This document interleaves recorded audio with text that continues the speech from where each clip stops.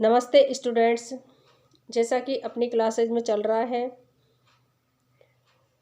अपने भारतीय समाज में जो पुनर्जागरण को नव जीवन प्रदान करने वाले या भारतीय जनता को मार्गदर्शन प्रदान करने वाले रचयिताओं या विचारकों का योगदान, जिसमें अपन ने राजा राम मोहन राय कर लिया है। आगे अपन देख रहे हैं स्वामी दयानंद सरस्वती और उनका आर्य समाज। चूँकि भारत में एक तरह से पूर्ण रूप से अंधकार का युग चल रहा था, भारतीय जनता एक रूढ़िवादी व्यवस्था से गुजर रही थी, लेकिन समय समय पर हमारे भारतीय समाज सुधारकों ने भारतीय समाज को हमेशा एक नया मार्गदर्शन प्रदान करने का कार्य किया है और करते आ रहे थे। उनमें उस समय राजा राम मोहन राय, उनका भी बहुत ज़्यादा प्रमुख योगदान माना जाता है। और अब आज देख रहे हैं अपन स्वामी दयानंद सरस्वती और उनका आर्य समाज। चूँकि भारतीय समाज में सामाजिक एवं धार्मिक व्यवस्थाओं में इन्होंने जो जो कार्य किए हैं, जो जो योगदान दिए हैं, उनको अपन देखते आ रहे हैं और आज भी देखते हैं कि स्वामी दयानंद सरस्वती का और उनके आर्य समाज का क्या योगदान था। महाराष्ट्र में जब समाज सुधार के कार्य शुरू हो गए थे, तो गुजरात में भी यह जागृति फैल चुकी थी। 1894 ईस्वी सन में गुजरात में मेहताजी दुर्गाराम मंचाराम, जो कि 1809 से 76 ईस्वी सन ने मानव धर्म सभा और यूनिवर्सल रियलाइजेशन सोसाइटी का उन्होंने निर्माण किया था, गठन किया था। इन दोनों संगठनों का प्रमुख उद्देश्य सामाजिक समस्याओं पर परिचर्चा करना रहा था।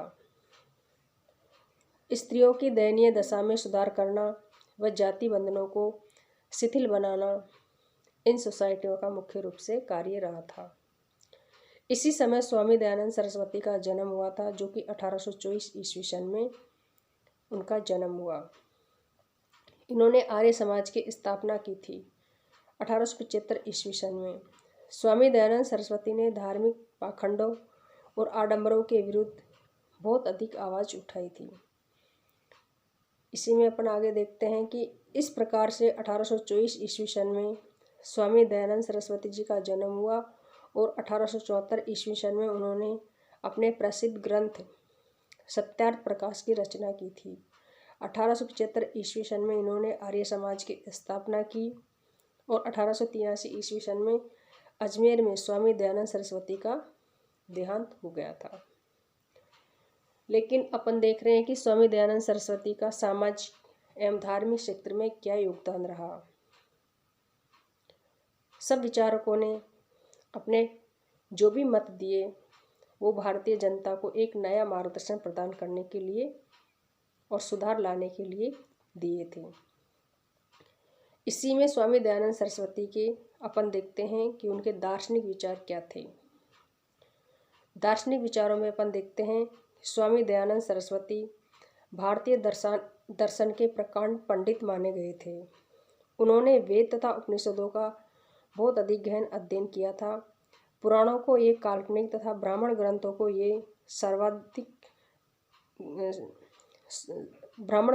ये स्वार्थ सिद्ध ग्रंथ मानते थे। चूँकि उनके दार्शनिक विचार जो थे, उसमें अपन देखते हैं कि इन्होंने बाहरी आडंबरों, दिखावे और ब्राह्मणवाद का या पुरोहितवाद का इन्होंने घोर विरोध किया था।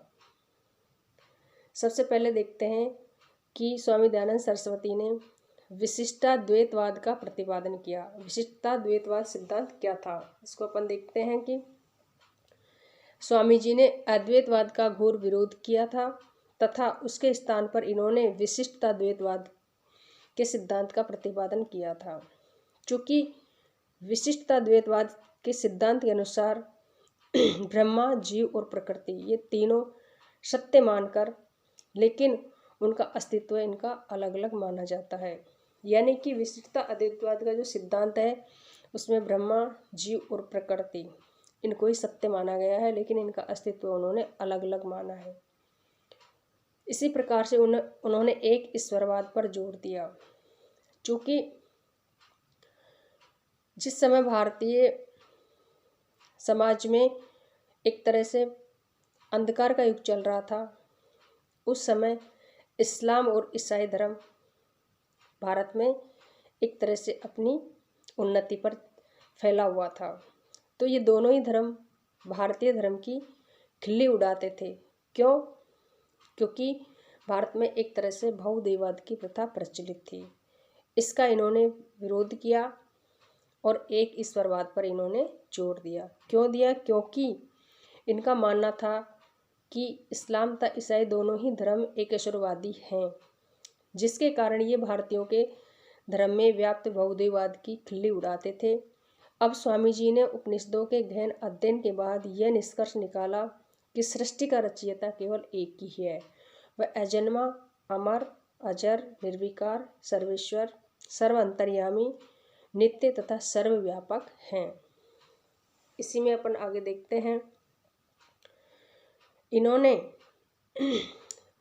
निराकार में विश्वास किया, अवतारवाद का इन्होंने विरोध किया, निर्गुणवादी ज्ञान का इन्होंने समर्थन किया और कर्मवाद का इन्होंने समर्थन किया। इस प्रकार से इन्होंने मोक्ष की अवधारणा में भी विश्वास व्यक्त किया। चूँकि मोक्ष की अवधारणा वैसे क्या होती है? क्योंकि हमारे भारतीय संस्कृति में ये माना जाता है कि मनुष्य का जो अंतिम लक्ष्य होता है वो ईश्वर तक पहुंचना, यानी कि अपने आप को माया, संसार की माया मोह से मुक्त करके एक तरह से मोक्ष के द्वार तक पहुंचना होता है। यानी अपने आप को माया से मुक्त करके ईश्वर तक पहुंचना ही एक तरह का मोक्ष का मार्ग है, जिसका इन्होंने समर्थन किया है। इस प्रकार से स्वामी दयानंद सरस्वती के ये कुछ दार्शनिक विचार थे जो अपन ने देखे हैं। बचा हुआ अगले क्लास में देखते हैं। धन्यवाद दोस्तों।